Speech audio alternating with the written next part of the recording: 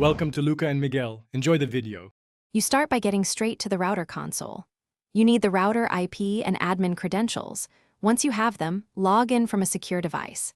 Make a quick backup of your current configuration so you can restore if needed. Then navigate to wireless or guest network settings. Do not skip this step because QR generation is often tied to those profiles. Once logged in, look for QR, WPS, or share network options. That's where removal begins. Next, you locate the specific control that created the QR code. Go into the targeted SSID or guest network and examine any share network.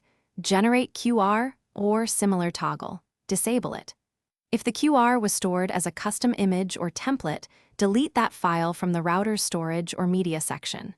Make sure to save changes and, if necessary, update the network password or SSID to invalidate any previously. Finally, save your changes and perform a router reboot so the system applies the new configuration. Once restarted, use a smartphone to scan any printed or displayed QR codes. The scan should no longer provide valid connection details. If scanning still yields access, double-check for multiple SSIDs and repeat the disable sequence or change the password.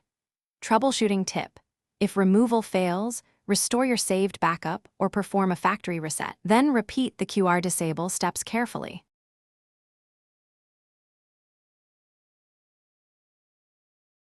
Thanks for watching and please subscribe. It's the best investment you'll ever make.